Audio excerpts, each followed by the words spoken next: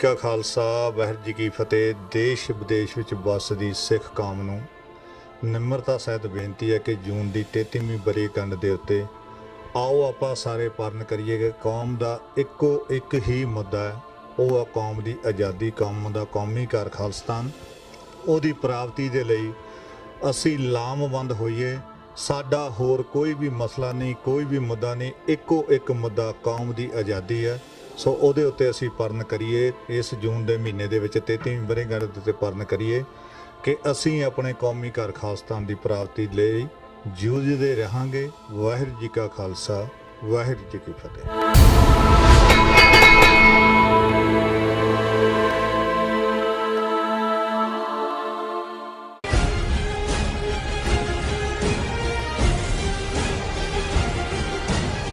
ਦਰਸ਼ਕੋ, break ਤੋਂ ਬਾਅਦ ਤੁਹਾਡਾ ਸਭ ਦਾ ਸਵਾਗਤ ਹੈ। ਹੁਣ ਆਪਾਂ ਜੋ ਅੱਜ ਦਾ ਥਰਡ ਇਸ਼ੂ ਹੈ ਉਸ ਉੱਪਰ ਆਪਾਂ ਡਾਕਟਰ ਸਾਹਿਬ ਦੇ ਵਿਚਾਰ ਸੁਣਦੇ ਹਾਂ। ਜੋ ਤੁਹਾਡੇ ਮੈਸੇਜ ਨੇ ਉਹ ਸਾਨੂੰ ਮਿਲ ਚੁੱਕੇ ਨੇ। ਜੋ ਅੱਜ ਦਾ ਸੈਕੰਡ ਵਾਲਾ ਇਸ਼ੂ ਸੀ ਉਹ ਇਹ ਸੀ ਕਿ ਕੈਲੀਫੋਰਨੀਆ ਦੇ ਗਵਰਨਰ ਨੇ ਮੂਲ ਨਿਵਾਸੀ ਅਮਰੀਕਨਾਂ ਤੋਂ ਮਾਫੀ ਮੰਗੀ, ਭਾਰਤ ਨੂੰ 에ਅਰ ਇੰਡੀਆ ਲਈ ਮਾਫੀ ਮੰਗਣੀ ਚਾਹੀਦੀ ਹੈ। ਸੋ ਇਸ ਉੱਪਰ ਡਾਕਟਰ ਸਾਹਿਬ ਨੇ ਸਾਨੂੰ ਆਪਣੇ ਵਿਚਾਰ ਦਿੱਤੇ ਨੇ। ਸੋ ਆਈ ਹੋਪ ਤੁਹਾਨੂੰ ਸਾਰਿਆਂ ਨੂੰ ਪਸੰਦ ਆਏ ਹੋਣਗੇ। ਸੋ ਹੁਣ ਆਪਾਂ ਜੋ ਥਰਡ ਵਾਲਾ ਇਸ਼ੂ ਹੈ ਉਸ ਉੱਪਰ ਆਪਣਾ ਡਾਕਟਰ ਸਾਹਿਬ ਦੇ ਵਿਚਾਰ ਸੁਣਦੇ ਹਾਂ। ਜੀ ਡਾਕਟਰ ਸਾਹਿਬ ਕੀ ਕਹਿਣਾ ਚਾਹੋਗੇ? ਦੇਖੋ, ਜ਼ਾਹਰ ਹੈ ਕਿ ਜਦੋਂ 80s ਦਾ ਪੀਰੀਅਡ ਗੁਜ਼ਰ ਰਿਹਾ ਸੀ, 80ਵਿਆਂ ਦਾ, ਸੰਤ ਭਿੰਡਰਾਂ ਵਾਲਿਆਂ ਨੂੰ ਇੱਕ ਬੜੇ ਖੂੰਖਾਰ ਇਨਸਾਨ ਦੇ ਤੌਰ ਤੇ ਜਿਹੜੇ ਆਰਡਰ ਦੇ ਰਹੇ ਨੇ, ਜਿੱਥੇ ਮਰਜ਼ੀ ਜਿਹਨੂੰ ਮਰਜ਼ੀ ਮਾਰ ਦਿਓ, ਇਵੇਂ ਭਾਰਤੀ ਮੀਡੀਆ ਨੇ ਪ੍ਰੈਜ਼ੈਂਟ ਕੀਤਾ ਜੀ। ਔਰ ਪੰਜਾਬ ਦੇ ਵਿੱਚ ਤਾਂ ਚਲੋ ਸਿੱਖਾਂ ਤੱਕ ਪਹੁੰਚ ਸੀ, ਬਹੁਤ ਸਾਰੇ ਆ ਜਾ ਵੀ ਰਹੇ ਸੀ। ਦਰਬਾਰ ਸਾਹਿਬ ਧਰਮਯੁੱਧ ਮੋਰਚਾ ਲੱਗਾ ਹੋਇਆ ਸੀ, ਉਹਨਾਂ ਦੇ ਉੱਤੇ ਕੋਈ ਬਹੁਤਾ ਅਸਰ ਨਹੀਂ ਹੋਇਆ ਉਹਨਾਂ ਦੇ ਪ੍ਰੋਪੇਗੈਂਡੇ ਦਾ। ਲੇਕਿਨ ਜਿਹੜੇ ਦੂਰ ਦੁਰਾਡੇ ਬਾਕੀ ਸੂਬਿਆਂ 'ਚ ਸਿੱਖ ਸੀ ਜਿਨ੍ਹਾਂ ਦਾ ਕੋਈ ਡਾਇਰੈਕਟ ਰਾਬਤਾ ਪੰਜਾਬ ਨਾਲ ਨਹੀਂ, ਖਬਰਾਂ ਦੇ ਲਈ ਉਹ ਦੂਰਦਰਸ਼ਨ ਔਰ ਉਹਨਾਂ ਦੇ ਮੀਡੀਆ ਤੇ ਹੀ ਡਿਪੈਂਡ ਕਰਦੇ ਸੀ। ਉਹ ਵੀ ਉਹਨਾਂ 'ਚੋਂ ਵੀ ਇੱਕ ਤਬਕਾ ਇਹ ਸਮਝਦਾ ਸੀ ਵੀ ਸ਼ਾਇਦ ਇਹ ਅਸੀਂ ਗਲਤੀ ਕਰ ਰਹੇ ਹਾਂ ਔਰ ਅਸੀਂ ਜਿਹੜਾ ਹਿੰਸਕ ਹੋ ਰਹੇ ਹਾਂ, ਜਾਂ ਸਾਨੂੰ ਜਿਹੜਾ ਇਹਨਾਂ ਗੱਲਾਂ ਤੋਂ ਬਚਣਾ ਚਾਹੀਦਾ ਹੈ। ਔਰ ਆਪਣੇ ਆਪ ਨੂੰ ਇੱਕ ਚੰਗੇ ਸ਼ਹਿਰੀ ਬਣਾ ਕੇ ਔਰ ਇੱਕ ਚੰਗੇ ਭਾਰਤ ਮਾਤਾ ਦੇ ਪੂਤ ਦੇ ਤੌਰ ਤੇ ਉਹ ਦੇਖਦੇ ਸੀ। ਫਿਰ ਅਸੀਂ ਦੇਖਦੇ ਹਾਂ ਕਿ ਨਵੰਬਰ 84 ਨੇ ਇੱਕ ਝਟਕਾ ਸਭ ਨੂੰ ਦਿੱਤਾ। ਭਾਰਤ ਭਰ ਦੇ ਵਿੱਚ ਜਦੋਂ ਸਿੱਖਾਂ ਨੂੰ ਟਾਰਗੇਟ ਕੀਤਾ ਗਿਆ ਤੇ ਫਿਰ ਉਹਨਾਂ ਨੂੰ ਵੀ ਲੱਗਾ ਕਿ ਭਾਈ ਨਹੀਂ, ਇਹ ਤਾਂ ਪੱਗ ਕਾਲੀ ਹੈ, ਚਿੱਟੀ ਹੈ, ਹਰੀ ਹੈ, ਨੀਲੀ ਹੈ, ਡਜ਼ਨਟ ਮੈਟਰ ਕੌਣ ਕਿਹਦੇ ਸਾਧ ਦਾ ਚੇਲਾ ਹੈ ਤੇ ਕੌਣ ਕਿੱਥੇ ਜਾਂਦਾ, ਸਿੱਖ ਸਿੱਖ ਹੈ।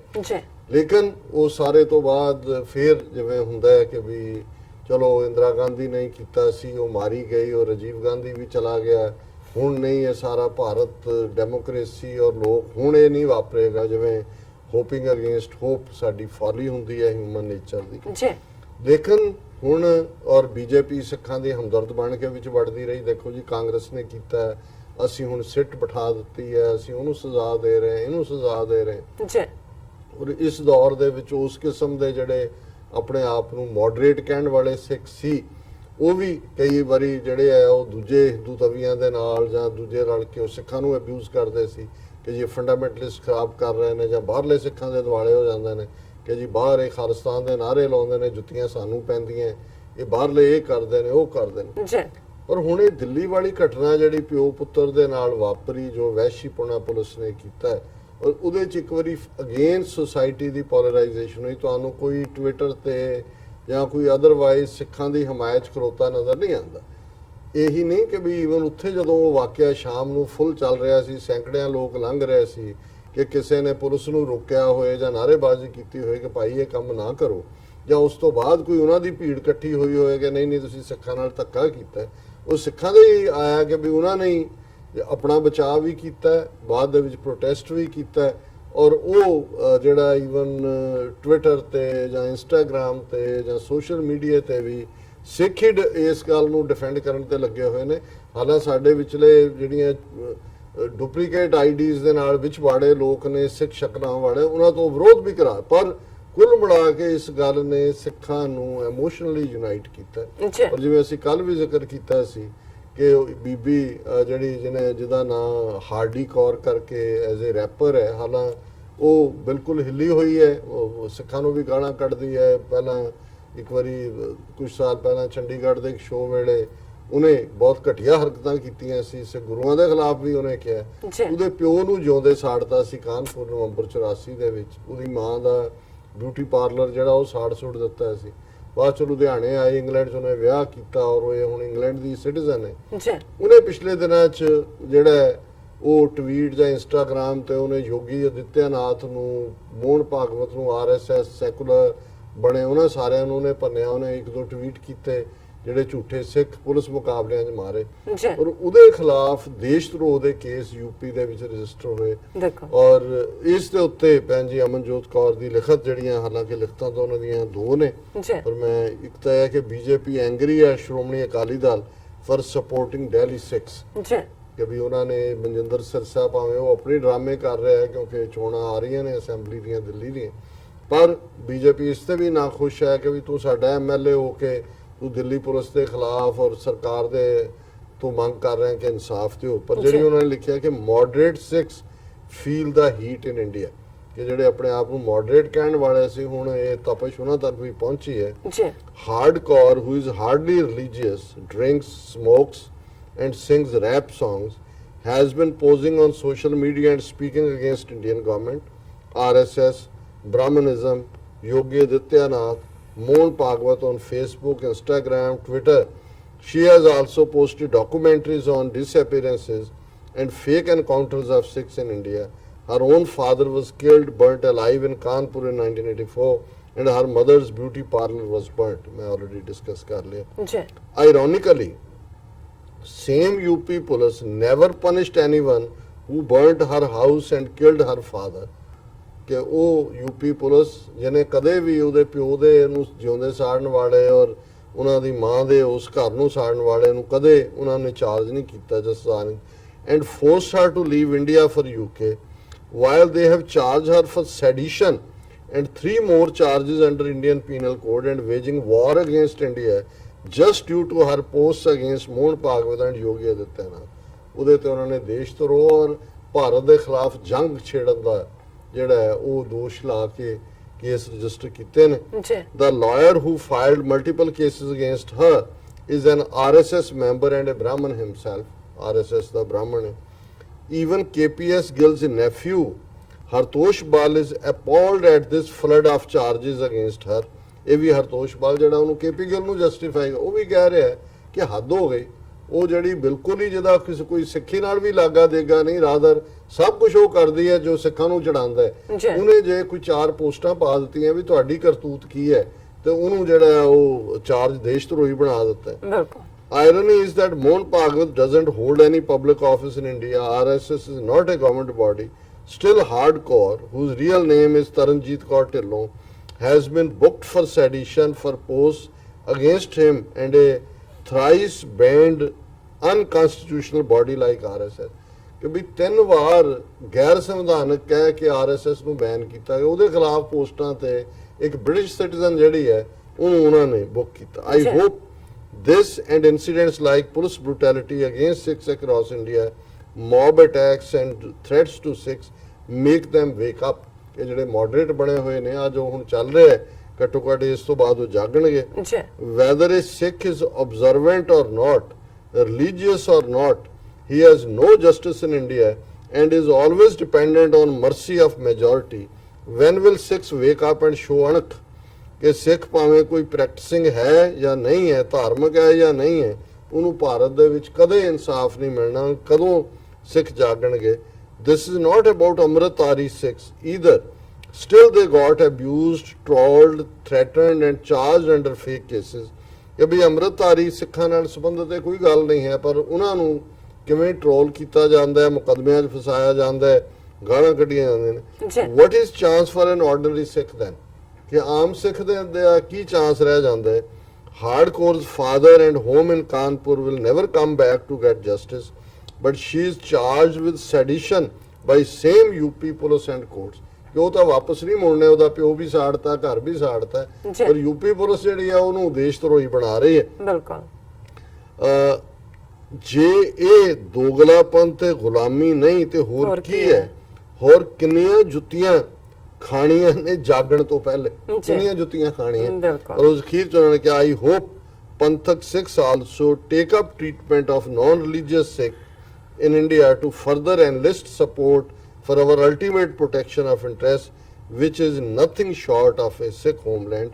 So मैं इसलिए भी इसਨੂੰ मैं वैसे भी कल डिस्कस ਕੀਤਾ ਸੀ ਜੀ ਪਰ ਉਹਨਾਂ ਨੇ ਪੰਜ ਨੇ ਕਿਹਾ ਕਿ ਵੀ ਜਿਹੜੇ ਪੰਥਕ ਸਿੱਖ ਨੇ ਉਹ ਇਹ ਨਾ ਸਮਝਣ ਕਿ ਵੀ ਸਿਰਫ ਇਹ ਹੈ ਜਿਹੜੇ ਇਸ ਕਿਸਮ ਦੇ ਵੀ ਨੇ ਇਹਨਾਂ ਦੇ ਕੇਸ ਨੂੰ ਵੀ ਬਾਰ-ਬਾਰ ਲਿਆਂਦਾ ਜਾਏ ਤਾਂ ਕਿ ਸਿੱਖ ਹਰ ਲੈਵਲ ਦੇ ਉੱਤੇ ਜਿੱਥੇ ਵੀ ਹੈ ਭਾਵੇਂ ਕੋਈ ਸਿੱਖਾਂ ਦਾ ਘਰ ਜੰਮਿਆ ਉਸ ਤੋਂ ਬਾਅਦ ਉਹ ਬੇਮੁਖ ਹੋ ਗਿਆ ਉਹ ਵੀ ਇਹ ਮਹਿਸੂਸ ਕਰੇ ਕਿ ਵੀ ਨਹੀਂ ਇਹ ਮੇਰੀ ਕੌਮ ਦਾ ਘਰ ਬਣਾਏ ਬਿਨਾ ਜੀ ਅਸੀਂ ਮਹਿਫੂਜ਼ ਨਹੀਂ ਹੈ ਔਰ ਸਾਨੂੰ ਜਸਟਿਸ ਨਹੀਂ ਜੀ ਰਾਜ ਸਾਹਿਬ ਬਿਲਕੁਲ ਹੁਣ ਆਪਾਂ ਆਪਣੇ ਜੋ ਵਿਊਅਰਸ ਨੇ ਉਹਨਾਂ ਦੇ ਆਪਾਂ ਮੈਸੇਜ ਪੜ੍ਹਦੇ ਹਾਂ ਪਰ ਅੱਜ ਦੇ ਮੈਸੇਜ ਪੜ੍ਹਨ ਤੋਂ ਪਹਿਲਾਂ ਮੈਂ ਕੱਲ ਦਾ ਮੈਸੇਜ ਪੜ੍ਹਦੀ ਹਾਂ ਜਿਹੜਾ ਕਿ ਪਹਿਲੇ ਸੈਗਮੈਂਟ ਤੇ ਆਇਆ ਸੀ ਕਿ ਕਿੱਦਾਂ ਕਿ ਕਿਊਬਕ ਨੇ ਜੋ ਧਾਰਮਿਕ ਚਿੰਨ੍ਹਾਂ ਤੇ ਜੋ ਬੈਨ ਲਗਾਇਆ ਔਰ ਉਸ ਦੇ ਵਿਰੋਧ ਵਿੱਚ ਤੁਸੀਂ ਆਪਣੇ ਵਿਚਾਰ ਦਿੱਤੇ ਸਨ ਉਸ ਉੱਪਰ ਐਸ ਸੁਰਿੰਦਰ ਯੂਕੇ ਤੋਂ ਸਾਨੂੰ ਲਿਖਦੇ ਨੇ ਜਿਨ੍ਹਾਂ ਕਹਿੰਦਾ ਰਿਹਾ ਲੇਕਿਨ ਸਿੱਖ ਲੀਡਰਸ਼ਿਪ ਨੇ ਕੰਨ ਬੰਦ ਕਰ ਲਏ ਆਜ਼ਾਦੀ ਤੋਂ ਪਹਿਲਾਂ ਕਾਂਗਰਸੀ ਲੀਡਰਾਂ ਨੇ ਕਿਹਾ ਸੀ ਆਜ਼ਾਦੀ ਤੋਂ ਬਾਅਦ ਉੱਤਰੀ ਭਾਰਤ ਵਿੱਚ ਸਿੱਖਾਂ ਨੂੰ ਐਸਾ ਖਿੱਤਾ ਦਿੱਤਾ ਜਾਵੇਗਾ ਜਿੱਥੇ ਉਹ ਆਜ਼ਾਦੀ ਦਾ ਨਿਗਮ ਮੰਨਣਗੇ ਭਾਰਤ ਦੀ ਆਜ਼ਾਦੀ ਤੋਂ ਬਾਅਦ ਸਿੱਖ ਅੱਜ ਤੱਕ ਤਸ਼ੱਦਦ ਅਨਿਆਂ ਦਾ ਨਿਗਮ ਮੰਨ ਰਹੇ ਹਨ ਇਹੋ ਗੱਲ ਕਾਂਗਰਸੀ ਲੀਡਰ ਕਾਇਦੇ ਆਜ਼ਮ ਨੂੰ ਵੀ ਕਹਿੰਦੇ ਰਹੇ ਲੇਕਿਨ ਕਾਇਦੇ ਆਜ਼ਮ ਹਿੰਦੂ ਲੀਡਰਾਂ ਦੇ ਮਨਸੂਬਿਆਂ ਨੂੰ ਭਾਵ ਗਿਆ ਸੀ ਉਹ ਜਾਣਦਾ ਸੀ ਕਿ ਜਦੋਂ ਭਾਰਤ ਆਜ਼ਾਦ ਹੋ ਗਿਆ ਭਾਰਤ ਵਿੱਚ ਮੁਸਲਮਾਨਾਂ ਨੂੰ ਕਿਸੇ ਨੇ ਪੁੱਛਣਾ ਨਹੀਂ ਫਿਰ ਬਹੁ ਗਿਣਤੀ ਦੀ ਚੱਲਣੀ ਹੈ ਉਹ ਸਿੱਖ ਲੀਡਰਾਂ ਨੂੰ ਸਮਝਾਉਂਦਾ ਰਿਹਾ ਸਾਡੇ ਉਦੋਂ ਦੇ ਸਿੱਖ ਲੀਡਰ ਵੀ ਅੱਜ ਵਰਗੇ ਬੋਨੀ ਸੋਚ ਵਾਲੇ ਸਨ ਅੱਜ ਜੋ ਸਿੱਖਾਂ ਨਾਲ ਹੋ ਰਿਹਾ ਹੈ ਉਸ ਵਿੱਚ ਸਾਡੀ ਸਿੱਖ ਲੀਡਰਸ਼ਿਪ ਸਾਡੇ ਹਰ ਦੁਖਾਂਤ ਵਿੱਚ ਦੁਸ਼ਮਣ ਦੀ ਭਾਈਵਾਲ ਰਹੀ ਹੈ ਜੇਕਰ ਭਾਰਤ ਦੀ ਆਜ਼ਾਦੀ 1 ਸਾਲ ਲੇਟ ਹੋ ਜਾਂਦੀ ਪਾਕਿਸਤਾਨ ਕਿਸੇ ਕੀਮਤ ਵਿੱਚ ਨਹੀਂ ਸੀ ਬਣਨਾ ਗੱਲ ਸਿਰਫ ਇੰਨੀ ਹੈ ਕਿ ਮੁਸਲਮਾਨਾਂ ਨੂੰ ਜਿਨ੍ਹਾਂ ਜੈਸਾ ਦੂਰ ਅੰਦੇਸ਼ੀ ਲੀਡਰ ਮਿਲ ਗਿਆ ਇਤਿਹਾਸ ਵਿੱਚ ਬੜੇ ਹਵਾਲੇ ਦਰਜ ਹਨ ਜਿਨ੍ਹਾਂ ਕਾਬਲੀਅਤ ਦੂਰ ਅੰਦੇਸ਼ੀ ਵਜੋਂ ਹਿੰਦੂ ਮੁਸਲਮਾਨ ਸਿੱਖ ਲੀਡਰਾਂ ਤੋਂ ਕਿਤੇ ਅੱਗੇ ਸੀ ਅੱਜ ਪਾਕਿਸਤਾਨ ਵਿੱਚ ਜੇ ਅੱਲਾਹ ਤੋਂ ਬਾਅਦ ਕੋਈ ਕਾਬਿਲੇ ਇਤਰਾਮ ਹੈ ਉਹ ਕਾਇਦੇ ਆਜ਼ਮ ਹੈ ਕਾਇਦੇ ਆਜ਼ਮ ਪਾਕਿਸਤਾਨ ਦਾ ਬੇਤਾਜ ਬਾਦਸ਼ਾਹ ਹੈ ਅੱਜ ਭਾਰਤ ਵਿੱਚ ਸਿੱਖ ਗਿਣਤੀ ਨਾਲ ਜੋ ਵਾਪਰ ਰਿਹਾ ਹੈ ਜਦੋਂ ਇਹ ਖਬਰਾਂ ਪਾਕਿਸਤਾਨ ਪੁੱਜਦੀਆਂ ਹਨ ਲੋਕ ਅੱਲਾ ਅੱਲਾ ਕਰਦੇ ਹਨ ਬਾਬਾ ਕਾਇਦੇ ਆਜ਼ਮ ਨੂੰ ਲੱਖ ਲੱਖ ਸਜਦਾ ਕਰਦੇ ਹਨ ਉਹ ਸਮਝਦੇ ਹਨ ਜੇਕਰ ਬਾਬਾ ਕਾਇਦੇ ਆਜ਼ਮ ਨਾ ਹੁੰਦਾ ਸਾਡਾ ਹਾਲ ਵੀ ਸਿੱਖਾਂ ਵਰਗਾ ਹੋਣਾ ਸੀ ਮਜ਼ਾਰੇ ਕਾਇਦ ਕਰਾਚੀ ਵਿੱਚ ਹੈ ਪਾਕਿਸਤਾਨ ਦੀ ਸਰਕਾਰ ਨੇ ਕਾਇਦੇ ਆਜ਼ਮ ਦੀਆਂ ਯਾਦਾਂ ਦਾ ਮਿਊਜ਼ੀਅਮ ਬਣਾਇਆ ਹੋਇਆ ਹੈ ਲੋਕ ਕਾਇਦੇ ਆਜ਼ਮ ਦਾ ਮਿਊਜ਼ੀਅਮ ਵੇਖਣ ਜ਼ਿਆਰਤ ਵਾਂਗ ਜਾਂਦੇ ਹਨ ਮੈਨੂੰ ਪਤਾ ਗੁਲਾਮ ਮਾਨਸਿਕਤਾ ਵਾਲਿਆਂ ਨੂੰ ਕਾਇਦੇ ਆਜ਼ਮ ਦੀ ਸਿਫਤ ਚੁਭਦੀ ਹੈ ਲੇਕਿਨ ਇਹ ਸੱਚ ਹੈ ਅਗਰ ਲੀਡਰਸ਼ਿਪ ਦੂਰ ਅੰਦੇਸ਼ ਹੋਵੇ ਕੌਮ ਗੁਲਾਮੀ ਦੀ ਦਲਦਲ ਵਿੱਚ ਨਹੀਂ ਫਸਦੀ ਜੀ ਬਿਲਕੁਲ ਠੀਕ ਫਰਮਾਇਆ ਹੁਣ ਆਪਾਂ ਅੱਜ ਦੇ ਜੋ ਮੈਸੇਜ ਨੇ ਉਹ ਆਪਾਂ ਲੈਂਦੇ ਆ ਸਾਡੇ ਕੋਲ ਕਾਫੀ ਸਾਰੇ ਮੈਸੇਜ ਨੇ ਅਸੀਂ ਸਭ ਦਾ ਬਹੁਤ ਬਹੁਤ ਸ਼ੁਕਰੀਆ ਅਦਾ ਕਰਦੇ ਆ ਸੋ ਮੇਰੇ ਕੋਲ ਮੈਸੇਜ ਹੈਗਾ ਬਾਜ ਸਿੰਘ ਜੀ ਦਾ ਉਹਨਾਂ ਨੇ ਲਿਖਿਆ ਹੈ ਕਿ Imran Khan is good and honest but not as cunning as Brahmin. He should get example of Sikhs in India who sacrificed their lives for kicking out slavery and made Hindu free. And on the other hand, India started full-fledged war against Sikhs and committing genocide till yet. So remember that the country who don't care of its own people, then will they take care of Pakistan? ਬਿਲਕੁਲ ਬਾਜ ਸਿੰਘ ਜੀ ਨੇ ਠੀਕ ਫਰਮਾਇਆ ਕਿ ਇਹ ਜਿਹੜੇ ਨੇ ਲੂਣ ਹਰਾਮੀ ਨੇ ਨਮਕ ਹਰਾਮੀ ਨੇ ਅਕਿਰਤਕਾਂਡ ਨੇ ਥੈਂਕਲੈਸ ਨਾ ਸ਼ੁਕਰੇ ਔਰ ਇਹਨਾਂ ਤੋਂ ਕੋਈ ਆਸ ਕਰਨਾ ਕਿ ਜੀ ਇਹ ਕੋਈ ਫੇਅਰਨੈਸ ਦੇ ਨਾਲ ਗੱਲਬਾਤ ਕਰਨਗੇ ਇਹ ਵਕਤ ਦਾ ਜ਼ਿਆ ਹੈ ਜੀ ਉਹਨਾਂ ਦਾ ਫਿਰ ਇੱਕ ਹੋਰ ਮੈਸੇਜ ਹੈ world is where the Sikhs freedom just Sikhs need to stand for themselves ਬਿਲਕੁਲ ਠੀਕ ਕੁਲਦੀਪ ਸਿੰਘ ਜੀ ਸਾਨੂੰ ਫਤਿਹ ਬੁਲਾਉਂਦੇ ਨੇ ਦਰਸ਼ਨ ਸਿੰਘ ਜੀ ਵੀ ਸਾਨੂੰ ਫਤਿਹ ਬੁਲਾਉਂਦੇ ਨੇ ਮਨਜੀਤ ਕੌਰ ਬੇਦੀ ਜੀ ਵੀ ਸਾਨੂੰ ਫਤਿਹ ਬੁਲਾਉਂਦੇ ਨੇ ਬਾਦ ਸਿੰਘ ਜੀ ਵੀ ਫਤਿਹ ਬੁਲਾਉਂਦੇ ਨੇ ਕਲੀਮ ਅੱਲਾ ਸਾਨੂੰ 2020 ਕਹਿੰਦੇ ਨੇ ਬੱਬਰ ਸ਼ੇਰ ਇਹ ਖਾਲਸਾ ਪੰਥ ਲਿਖਦੇ ਨੇ ਡਾਕਟਰ ਸਾਹਿਬ ਜੀ ਜਿਹੜੇ ਸਾਡੇ ਵਾਲੇ ਬੇਮਤਲਬੇ ਬੰਦੇ ਬੇਮਤਲਬੇ ਸਵਾਲ ਕਰਦੇ ਰਹਿੰਦੇ ਨੇ ਕਿ ਜੇ ਖਾਲਿਸਤਾਨ ਬਣ ਗਿਆ ਤਾਂ ਸਮੁੰਦਰ ਨਹੀਂ ਲੱਗਦਾ ਅਸੀਂ ਕੀ ਕਰਾਂਗੇ ਉਹਨਾਂ ਦੇ ਮੂੰਹ ਤੇ ਚਪੇੜ ਮਾਰੀ ਜੇ ਇਕੱਲੇ ਇੰਗਲੈਂਡ ਦੇ ਇਕੱਲੇ ਸਿੱਖ 500 ਮਿਲੀਅਨ ਪਾਉਂਡ ਦੇ ਸਕਦੇ ਨੇ ਬਾਬੇ ਨਾਨਕ ਦੇ ਜਨਮ ਸਥਾਨ ਲਈ ਤਾਂ ਸਾਡੇ ਦੁਨੀਆ ਭਰ ਵਿੱਚ ਵਸਦੇ ਕਿੰਨੇ ਸਿੱਖ ਨੇ ਉਹ ਖਾਲਿਸਤਾਨ ਵਿੱਚ ਕਿੰਨੀਆਂ ਵੱਡੀਆਂ ਰਕਮਾਂ ਲਾਉਣਗੇ, ਅੰਦਾਜ਼ਾ ਲਾਉਣਾ ਵੀ ਔਖਾ ਹੈ। ਇਸ ਦਾ ਸਬੂਤ ਜਦੋਂ ਕੋਈ ਧਾਰਮਿਕ ਤੇ ਲੋਕ ਭਲਾਈ ਕੰਮਾਂ ਲਈ ਸਿੱਖਾਂ ਦਾ ਲੱਖਾਂ ਡਾਲਰ ਸਿੱਖ ਪੰਜਾਬ ਵਿੱਚ ਹਰ ਸਾਲ ਭੇਜਦੇ ਨੇ। ਦੁਨੀਆ ਭਰ ਵਿੱਚੋਂ ਸੋ ਬਹਾਨੇ ਛੱਡਣ, ਇਹ ਬਹਾਨੇ ਬਾਤ ਜਾਂ ਚੁੱਪ ਕਰਕੇ ਬੈਠ ਜਾਓ। ਗੁਰੂ ਤੇ ਗੁਰੂ ਦਾ ਪੰਥ ਖਾਲਸਾ ਆਪੇ ਸਾਰਾ ਕੁਝ ਕਰ ਲਵੇਗਾ। ਡਾਕਟਰ ਸਾਹਿਬ ਜੀ ਗੁਰਫਤਿਹ। ਸੋ ਬਿਲਕੁਲ ਠੀਕ ਫਰਮਾਇਆ ਜੀ। ਮੁਖਤਿਆਰ ਸਿੰਘ ਸਾਹਿਬ ਲਿਖਦੇ ਨੇ ਸਾਨੂੰ ਖਾਲਿਸਤਾਨ ਦੀ ਦਿਲੋਂ ਉਡੀਕ ਹੈ ਜੀ। ਵਾਹਿਗੁਰੂ ਜੀ ਉਹਨਾਂ ਲਿਖਿਆ। ਸਿਕੰਦਰ ਕੱਲੀ ਉਡੀਕ ਨਾ ਕਰੀਏ, ਆਪ ਨੂੰ ਬਣਾਉਣ ਦੇ ਲਈ ਯਤਨ ਜੀ। ਸਿਕੰਦਰ ਕੁਲਾਰ ਸਾਹਿਬ ਲਿਖਦੇ ਨੇ ਖਾਲਿਸਤਾਨ ਜ਼ਿੰਦਾਬਾਦ। ਫਿਰ ਉਹਨਾਂ ਲਿਖਿਆ ਵੈਰੀ ਗੁੱਡ ਡਾਕਟਰ ਸਾਹਿਬ। ਔਰ ਉਹਨਾਂ ਦਾ ਮੈਸੇਜ ਆ ਗਿਆ ਬੱਬਰ ਸ਼ੇਰੇ ਖਾਲਸਾ ਪੰਥ ਜੀ ਦਾ। ਕਾਫੀ ਲੰਬਾ ਮੈਸੇਜ, ਜੇ ਤੁਸੀਂ ਕਹਿੰਦੇ ਮੈਂ ਪੜ੍ਹਦਾ ਨਹੀਂ। ਓਕੇ ਠੀਕ ਹੈ, ਨੋ ਪ੍ਰੋਬਲਮ।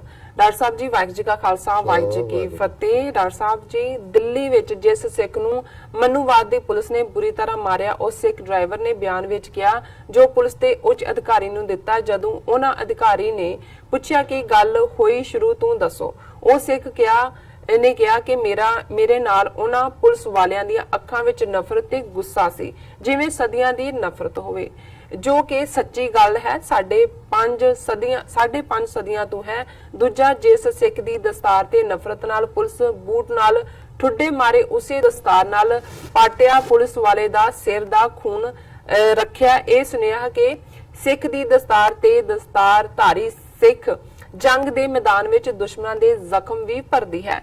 ਇਹ ਇੱਕ ਰੂਪ ਸਿੱਖ ਭਾਈ ਕਨਈਆ ਵਾਂਗ ਤੇ ਦੂਜਾ ਭਾਈ ਬਚਿੱਤਰ ਸਿੰਘ ਵਾਲਾ ਰੂਪ ਵੇਖਿਆ। ਇੱਕ ਸਿੱਖ ਫੌਜ ਵਿੱਚ ਵਰਦੀ ਵਿੱਚ ਜੋ ਕਿ ਨੌਕਰੀ ਕਰਦਾ ਹੈ ਨੇ ਪੁਲਿਸ ਨੂੰ ਲਲਕਾਰਿਆ ਵੀ ਤੇ ਖੁੱਲ ਕੇ ਖਾਲਿਸਤਾਨ ਦੀ ਮੰਗ ਵੀ ਕੀਤੀ। ਅਤੇ ਦੂਜਾ ਇੱਕ ਪੰਥ ਦਾ ਵੱਡਾ ਮਹਾਨ ਪ੍ਰਚਾਰਕ ਜੋ ਕਿ ਪੰਥ ਦੇ ਧਾਰਮਿਕ ਸਫਾ ਵਿੱਚ ਵੱਡਾ ਨਾਮ ਤੇ ਬਹੁਤ ਸਤਿਕਾਰਿਆ ਜਾਂਦਾ ਹੈ, ਜੋ ਕਿ ਕਦੇ ਵੀ ਬਾਣੀ ਤੇ ਸ਼ਬਦ ਤੋਂ ਬਿਨਾਂ ਜਾਂ ਸਿੱਖ ਦਾ ਸੰਤ ਰੂਪ ਨੂੰ ਹੀ ਬਿਆਨ ਕਰਦਾ ਸੀ। ਉਹ ਵੀ ਪੰਥ ਨੂੰ ਖਾਲਿਸਤਾਨ ਵਾਲੇ ਪਾਸੇ ਜਾਣ ਇਸ਼ਾਰੇ ਕਰ ਰਿਹਾ ਹੈ। ਦਿੱਲੀ ਵਾਲੀ ਘਟਨਾ ਤੋਂ ਬਾਅਦ ਇਹ ਵੱਡੀ ਗੱਲ ਹੋ ਰਹੀ ਹੈ। ਕੌਮ ਦੇ ਬਹੁਤ ਸਾਰੇ ਹਿੱਸੇ ਨੂੰ ਗੁਲਾਮੀ ਦਾ ਅਹਿਸਾਸ ਵੀ ਹੋ ਰਿਹਾ ਹੈ ਅਤੇ ਕੌਮੀ ਘਰ ਆਜ਼ਾਦੀ ਦੀ ਗੱਲ ਵੀ ਇਹ ਕਰ ਰਹੇ ਨੇ। ਗੱਲ ਵੀ ਉਹ ਜਿਨ੍ਹਾਂ ਤੋਂ ਕਦੇ ਉਮੀਦ ਨਹੀਂ ਕੀਤੀ ਜਾ ਸਕਦੀ ਸੀ। ਬਿਲਕੁਲ ਠੀਕ ਫਰਮਾਇਆ। Garry Sandhu, ਸਜਤੂਰੀ Khan, ਜ਼ਿਮਾਨ Waraich, Shahzad Irfan, mayo cat, Jaswant Kang, Sikandar Singh Kolar और जैन अली ਅਸੀਂ ਅੱਜ ਵਕਤ ਦੇਖਦੇ ਨਾ ਹੀ ਪੜ ਰਹੇ ਜੀ। ਇਹਨਾਂ ਸਭ ਦਾ ਸ਼ੁਕਰੀਆ। ਇਹਨਾਂ ਨੇ ਖਾਲਿਸਤਾਨ ਜ਼ਿੰਦਾਬਾਦ ਔਰ ਸੱਚੋ ਸੱਚ ਦੀ ਤਾਰੀਫ ਕੀਤੀ ਹੈ ਜੀ। ਬਹੁਤ ਮਿਹਰਬਾਨੀ, ਬਹੁਤ ਮਿਹਰਬਾਨੀ। ਹੁਣ ਆਪਾਂ ਬ੍ਰੇਕ ਤੇ ਚੱਲਦੇ ਹਾਂ। ਵੀਅਰਸ ਸਾਡੇ ਨਾਲ ਇਸੇ ਤਰ੍ਹਾਂ ਹੀ ਬਨੇ ਰਹਿਣਾ। ਮਿਲਦੇ ਹਾਂ ਛੋਟੇ ਜਿਹੇ ਬ੍ਰੇਕ ਤੋਂ ਬਾਅਦ।